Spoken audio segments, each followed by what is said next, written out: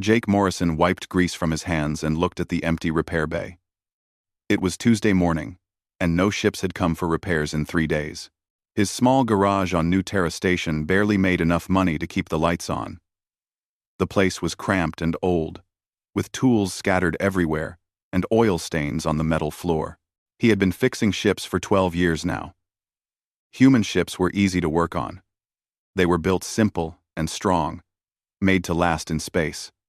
Jake knew every bolt and wire in most human vessels, but business was slow, and he worried about paying rent again this month.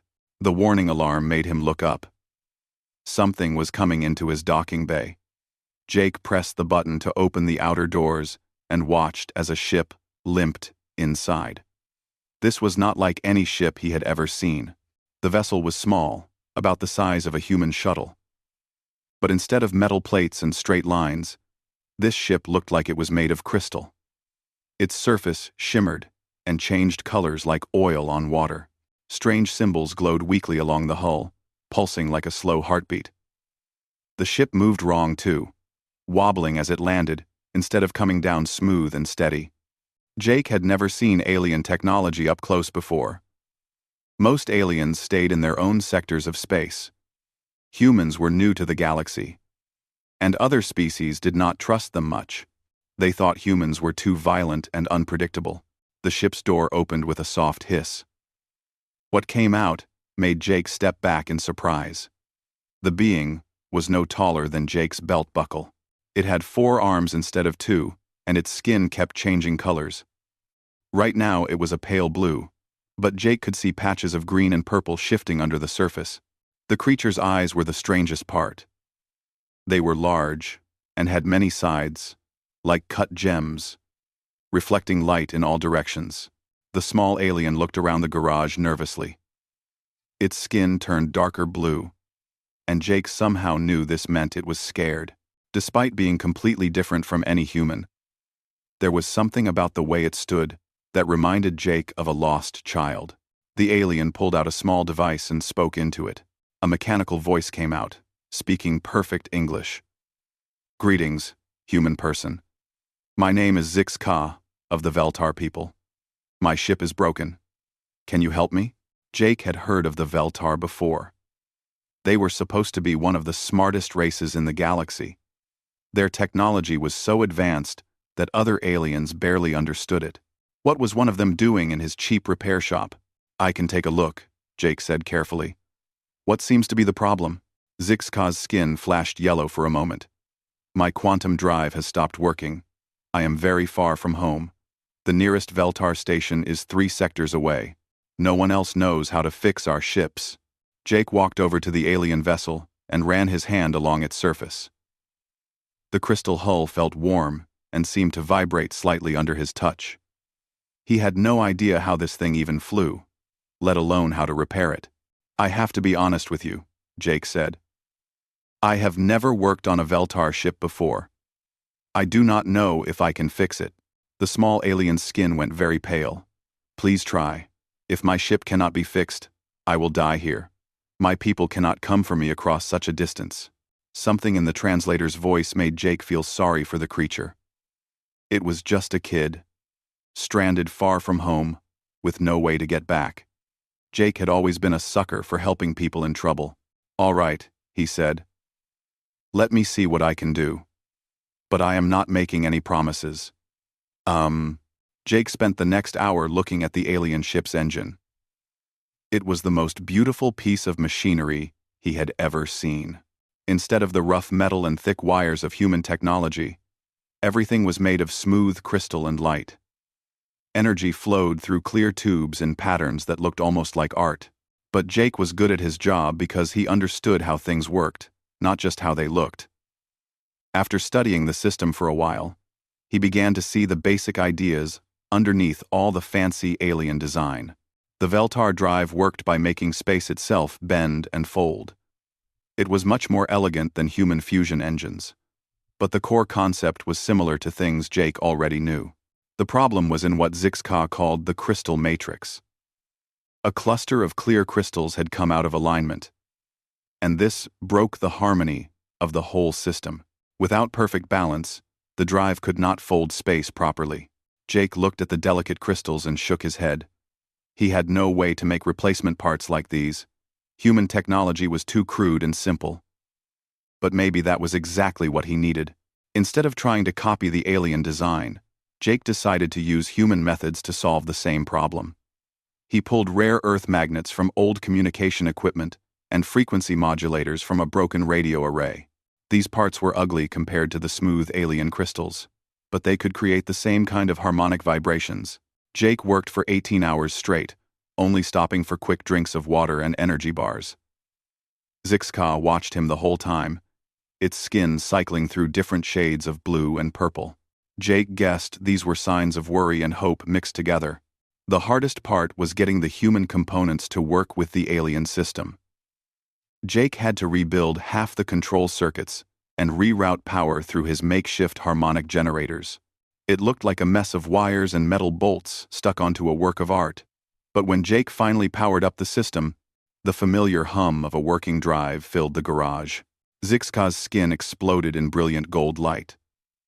The small alien bounced up and down on its 4 legs, making happy chirping sounds that the translator could not convert to words. "It works! It works!" The mechanical voice finally said. "Human Jake, you have saved my life. How can I repay you?" Jake felt good seeing the kid so happy. Just knowing you can get home safe is payment enough. But Zixka pulled out a small metal object, about the size of Jake's thumb. It was covered in the same flowing symbols as the ship, and gave off a soft blue glow. "This is a beacon of friendship," the alien explained. "It will tell other Veltar that you are a friend to our people. Please keep it as a thank you gift." Jake took the device and slipped it into his pocket. It felt warm against his hand. "Thanks, kid. Now get out of here before someone notices you are gone." Zixka climbed back into his ship, and Jake watched as it lifted off smoothly. The crystal hull caught the light from the station's sun, sending rainbow patterns across the garage walls.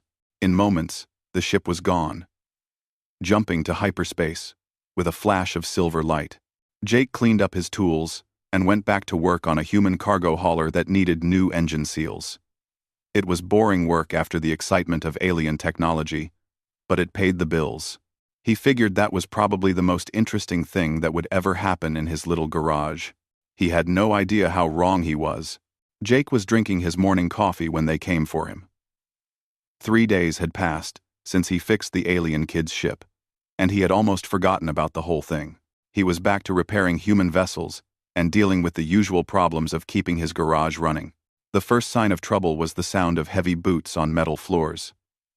Jake looked up from the engine he was working on to see Station Commander Lisa Wright walking into his shop. She was not alone. 6 security guards in full combat gear followed her, their weapons ready but not pointed at anyone yet. Wright was a tough woman who had earned her position by following rules and keeping order. She had short, gray hair and cold eyes that missed nothing. Jake had seen her around the station before, but they had never really talked. She was too important to waste time on small business owners like him. "Jake Morrison," she said in a voice like ice. "You are under arrest for breaking the Xenological Preservation Act.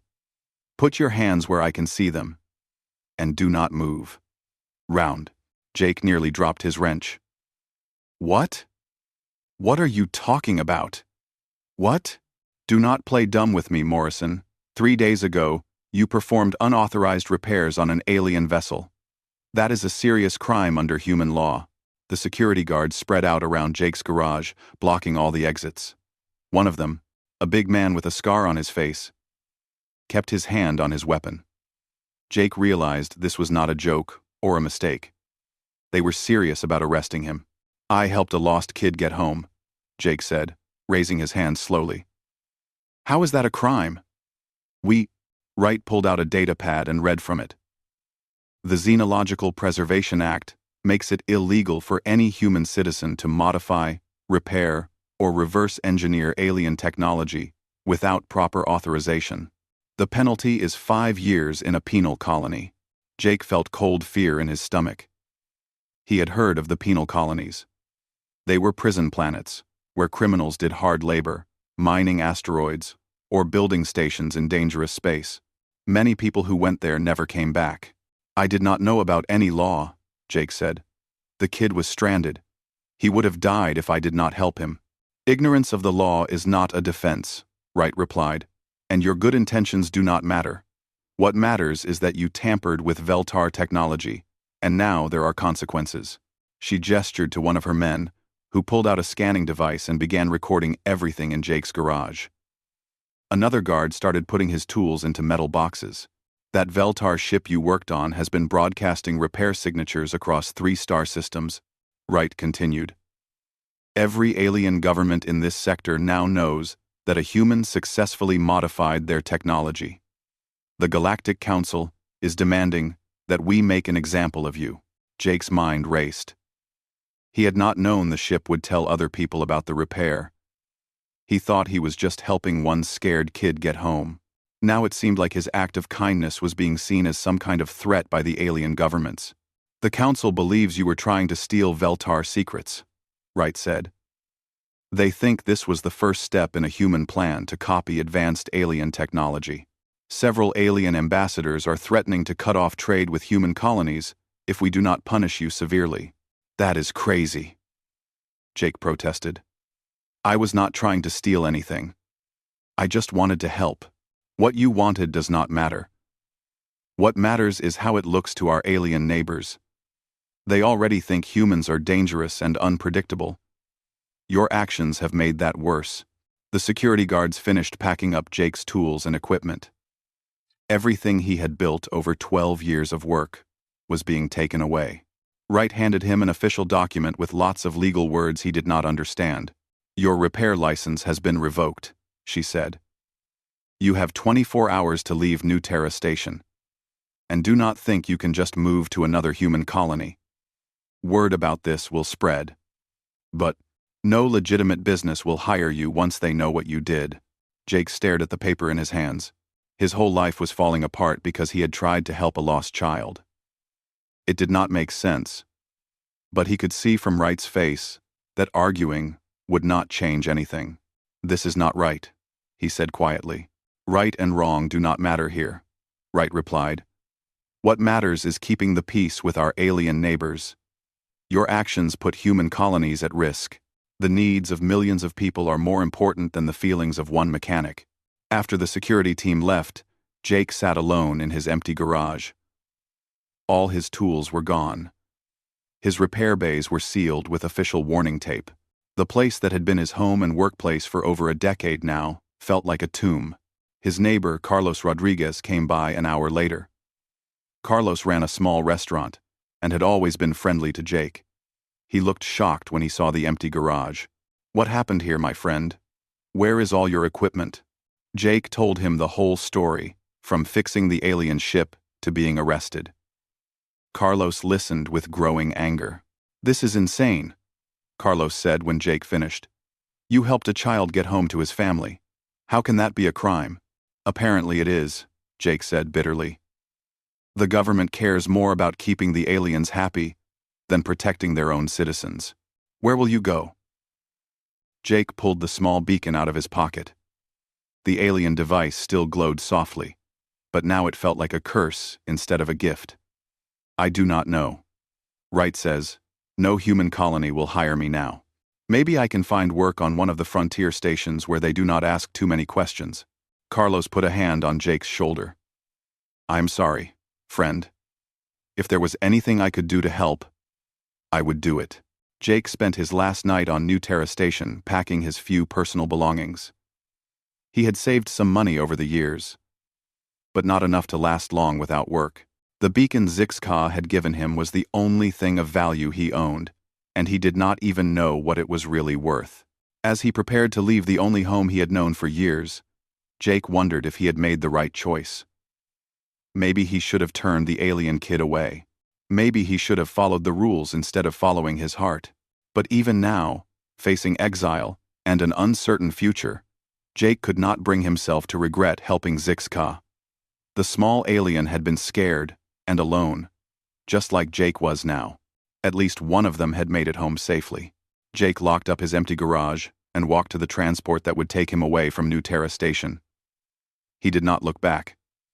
There was nothing left for him here, and looking back would only make the pain worse. He had no idea that his troubles were far from over. But he also had no idea that the small beacon in his pocket would soon change everything. Sometimes the worst moments in a person's life are really the beginning of their greatest adventures.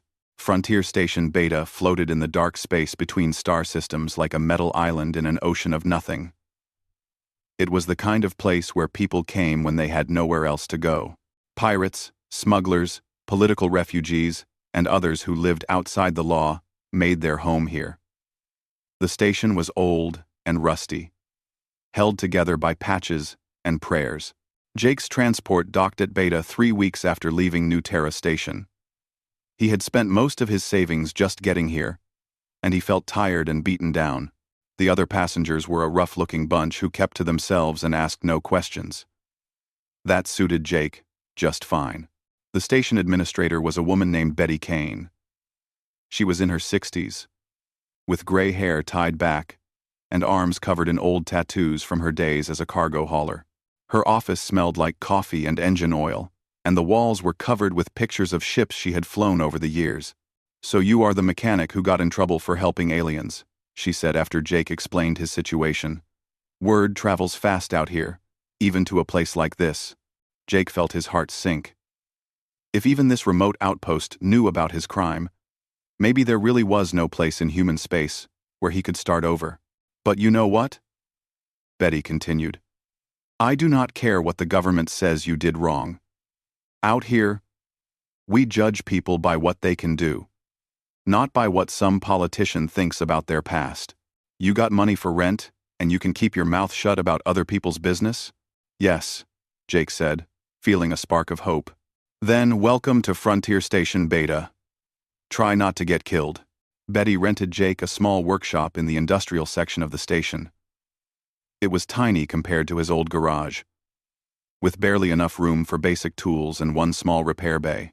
The previous owner had apparently left in a hurry, because most of his equipment was still there, covered in dust and neglect. The problem was that Jake could not legally work on spacecraft anymore. His repair license had been revoked, and working without proper certification would bring more legal trouble. So he had to make do with other kinds of jobs. He fixed mining equipment for the asteroid workers who came through the station. He repaired atmospheric processors and water recyclers. He even fixed kitchen equipment for the station's restaurants and bars.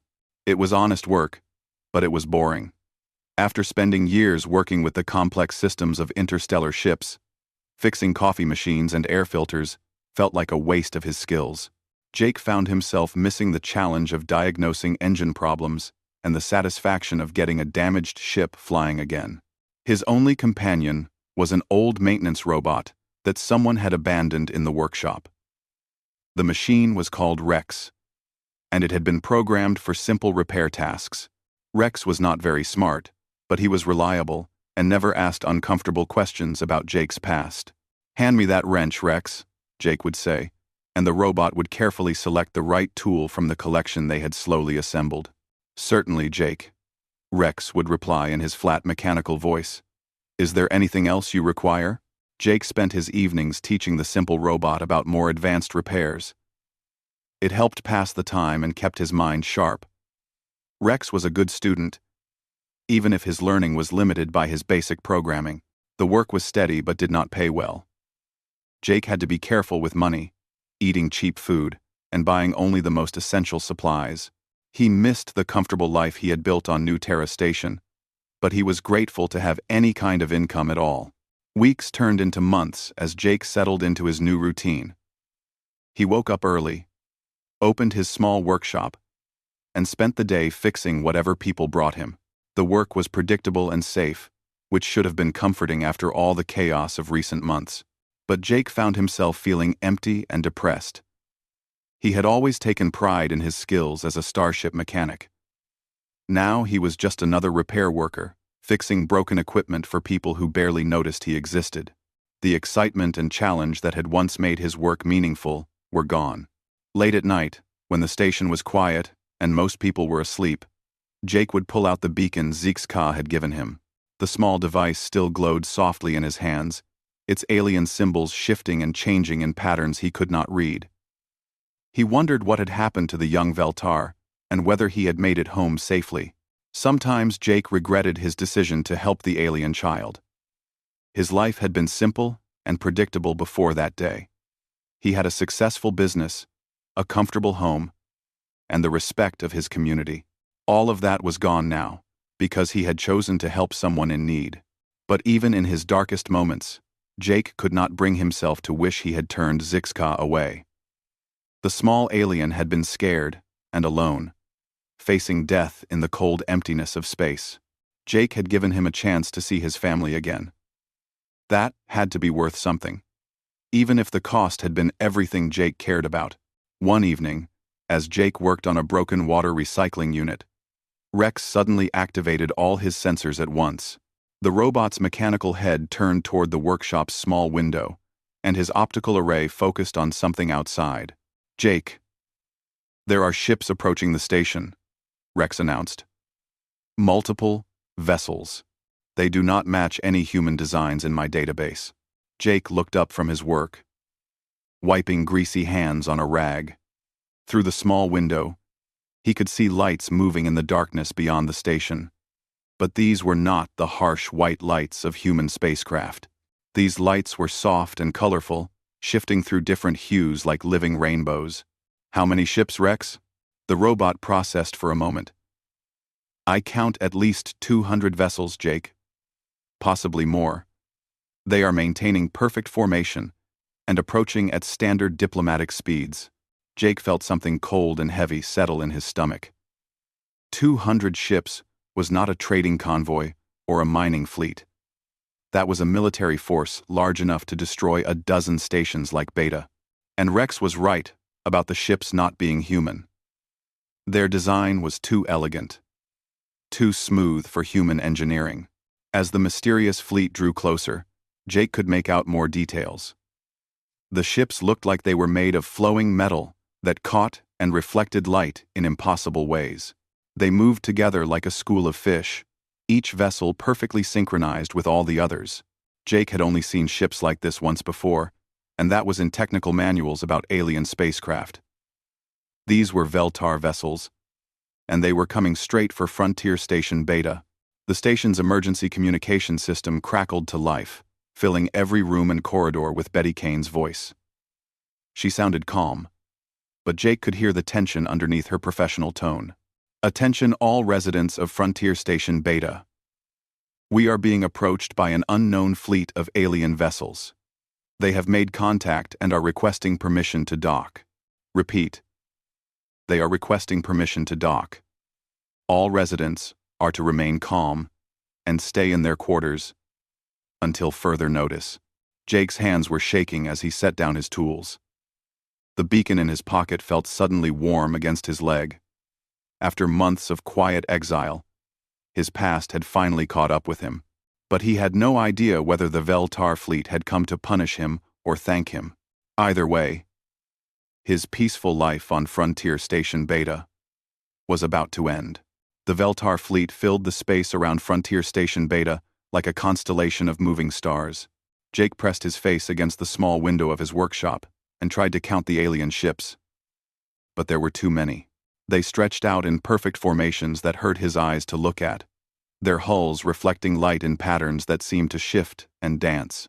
Each ship was different, but they all shared the same flowing design that made them look more like art than machinery.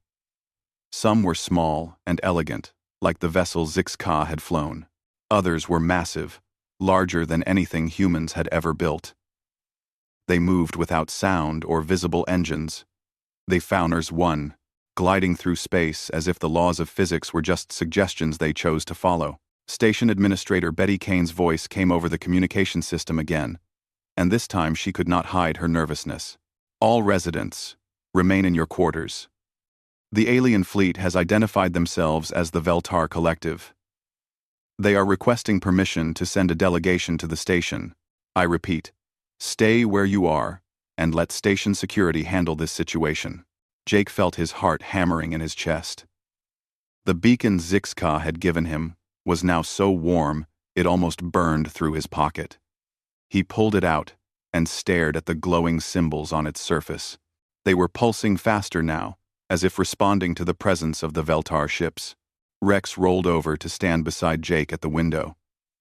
The old robot's optical sensors were working overtime, trying to process the sight of so many alien vessels. Jake, I am detecting energy signatures from the fleet that exceed anything in my database. These ships possess technology far beyond human capabilities. I know, Rex. The Veltar are supposed to be one of the most advanced races in the galaxy. Why have they come here? This station has no strategic value and limited trade opportunities. Jake looked down at the beacon in his hands. The alien symbols were now bright enough to light up his face in the dark workshop. I think they might be here because of me. Within an hour, the largest Veltar ship had positioned itself directly above the station's main docking bay. It was a beautiful vessel, all curves and flowing lines that seemed to bend light around them. Jake had never seen anything so alien and yet so graceful at the same time. A smaller shuttle separated from the main ship and descended toward the station with impossible smoothness. Jake watched it land in the docking bay, noting how it made no sound and left no exhaust trail. Human ships always made noise when they moved. They burned fuel and threw out heat and light in all directions. Veltar technology was so advanced, it seemed like magic. Betty Kane's voice came over the comm system one more time. The alien delegation has boarded the station. They are asking specifically for someone named Jake Morrison. If Jake Morrison is listening to this, please report to Docking Bay 7 immediately. Jake felt his knees go weak. After months of hiding on this forgotten outpost, the most powerful alien race in the galaxy was asking for him by name. He had no idea whether they wanted to thank him or kill him, but running was not an option. There was nowhere to go on a space station surrounded by alien warships. Rex, I have to go meet them. Jake, this could be dangerous. Perhaps you should contact station security for protection. Jake almost laughed. What could a few human security guards do against beings who could build ships like these? If the Veltar wanted to hurt him, all the weapons on Frontier Station Beta would not make any difference. No, Rex. I got myself into this mess. I need to face whatever comes next. Jake made his way through the station's corridors toward the docking bay. Other residents peered out from behind, locked doors as he passed. Word was already spreading that the aliens were asking for the disgraced mechanic who fixed mining equipment in the industrial section. The corridors seemed longer than usual, and Jake's footsteps echoed in the metal hallways. He passed through several security checkpoints, but the guards just waved him through. They looked as scared as he felt, and nobody wanted to delay whatever the aliens were waiting for. When Jake reached Docking Bay 7, he found it had been cleared of all normal activity. Station security had set up a perimeter, but they were keeping their distance from the alien shuttle. The Veltar vessel sat in the center of the bay like a piece of living sculpture, its surface rippling with colors Jake did not have names for. As Jake approached, a section of the shuttle's hull simply dissolved away, revealing an opening with no visible door or mechanism. Soft light spilled out from inside, and Jake could see figures moving in the gentle glow. The first alien to emerge was taller than Zixka had been, almost as tall as Jake himself. Its skin was a deep purple color that shifted to gold at the edges, and it moved with a grace that made human walking look clumsy by comparison. 3 more Veltar followed, each one slightly different in size and coloring. But it was the 5th alien that made Jake stop breathing. This one was clearly the leader of the group. It was taller than the others, with skin that displayed complex patterns of deep blue and silver. When it moved, the other Veltar automatically stepped aside to give it space. There was something about its presence that commanded respect without needing to demand it. The leader approached Jake with slow, deliberate steps. When it spoke, its voice came through a translation device that was far more advanced than the simple unit Zixka had used. Instead of mechanical words, Jake heard something that sounded almost like music. I am Council Leader Thanevel of the Veltar Collective. I seek the human known as Jake Morrison, friend to the young one Zix-Ka. Jake swallowed hard and stepped forward. His mouth was dry, but he managed to speak. That is me. I am Jake Morrison. Thainvel raised all four of his arms in what Jake somehow knew was a gesture of respect. The other Veltar copied the movement, creating a moment of perfect silence in the docking bay. Human Jake Morrison, you have performed a service for our people that requires proper recognition. We have traveled far to find you and offer our gratitude. Jake blinked in confusion. Gratitude? But I thought. I was told that helping Zix-Ka was against the law. My own government arrested me for it. 2. The patterns on Thainvel's skin shifted to what might have been amusement. Human laws are of no concern to the Veltar collective. What matters to us is that you saved the life of one who is precious to our people. I just helped a lost kid get home. Anyone would have done the same thing. You are wrong, Jake Morrison. Many would not have acted as you did, and fewer still could have achieved what you accomplished with your repair. Thainvel gestured to one of the other aliens, who stepped forward carrying a device that looked like a complex crystal sculpture. The alien activated it, and holographic images filled the air above the device. Jake saw Zix-Ka's ship as it had been when the young alien first arrived at his garage. Then, he saw it again after his repair, with human components integrated into the elegant Veltar systems. The images showed energy flows and harmonic patterns that Jake did not fully understand, but the message was clear. His crude human modifications had not just fixed the alien ship, they had somehow made it work better. Your repair should not have been possible, Thainvel explained. Our technology is the result of thousands of years of development. Yet your primitive human methods achieved something our best engineers thought impossible. Jake stared at the holographic displays, trying to understand what he was seeing. I do not understand. I just used what I had available, and that is precisely why your achievement is so remarkable. You approached our technology without preconceptions. You saw solutions that we could not see because we were limited by our own advanced knowledge. The council leader stepped closer to Jake, and his skin patterns shifted to display what looked like approval and respect. Jake Morrison, the Veltar Collective has come to offer you something that has never been given to any human before. We wish you to become our partner in advancing both our technologies. Will you accept this honor? Jake stared at Thainvel in complete shock. Partnership with the Veltar Collective was something no human had ever dreamed of. Their technology was so advanced that other alien races could barely understand it, let alone improve on it. Yet here was their most important leader, asking him to work with them. I do not understand, Jake said slowly. Why would you want to work with me? I am just a mechanic who fixes broken things. Thainvel's skin patterns shifted to display what Jake was beginning to recognize as gentle humor. You are much more than that, Jake Morrison.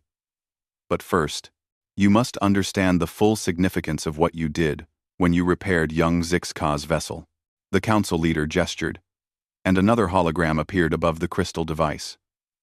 This time, it showed Zix-Ka himself. The small alien Jake had helped months ago, but now Jake could see details that had not been obvious before. The young Veltar wore clothing with special symbols, and other aliens bowed respectfully when he passed. Zix-Ka is not just any member of our species, Thainvel explained. He is the offspring of our Supreme Navigator, one of the most important figures in the Veltar Collective. When he took his parents' ship without permission and disappeared into unknown space, it created a crisis throughout our entire civilization. Jake felt his stomach drop. He had helped the alien equivalent of a missing prince, and nobody had told him. I had no idea he was so important. Nor should you have. Zix-Ka deliberately concealed his identity because he was trying to prove his independence. He wanted to explore distant sectors without the protection and oversight that usually surrounds one of his station. The hologram changed to show star charts with vast distances marked between systems. Jake could see how far Zix-Ka had traveled from Veltar space, and he realized the young alien really had been completely lost. When his ship failed, Zixka faced certain death in the void between stars. Thainvel continued. Our rescue ships could never have reached him across such distances. Even our fastest vessels would have taken months to arrive, and by then, it would have been far too late. 9. Jake was beginning to understand the scope of what had happened. So, when I fixed his ship, you accomplished something our entire civilization believed to be impossible. No other species in the galaxy has ever successfully modified Veltar technology. Most races cannot even understand how our systems work, let alone repair them. Another hologram showed the detailed analysis of Jake's repair work. The human components he had installed looked crude and primitive next to the elegant alien crystals, but the energy flow patterns were perfect. Somehow his rough modifications had created the exact harmonic resonances needed to make the drive function. Our best engineers have studied your repair for months, Thainvel said. They confirm that your modifications not only restored full functionality to the quantum drive, but actually improved its efficiency by 12% over the original design. Jake's mind reeled. He had made alien technology work better without even understanding what he was doing. It seemed impossible, but the evidence was right there in the holographic displays. How is that possible? Your technology is thousands of years ahead of ours, and that is precisely why you succeeded where we would have failed, Thainvel replied. Our knowledge has become so specialized and advanced that we sometimes cannot see simple solutions. You approached our technology with fresh eyes and human creativity. You found answers that our experts missed because they were looking in the wrong places.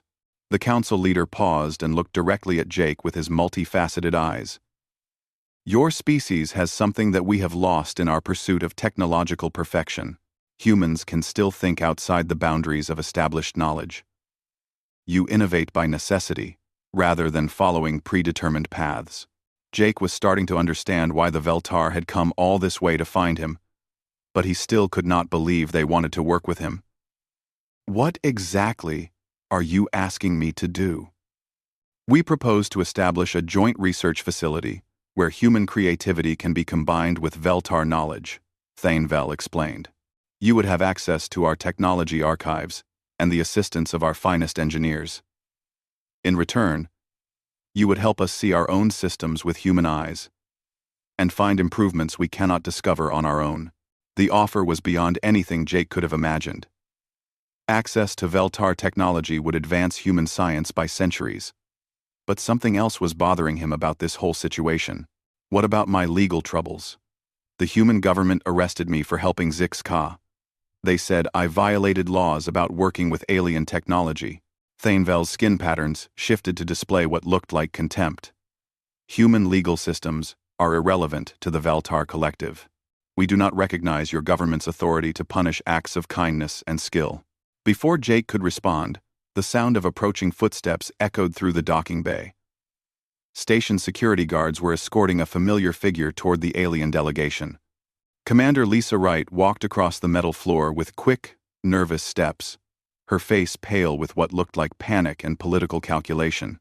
Council Leader Thainvel, Wright said, trying to sound official despite her obvious fear.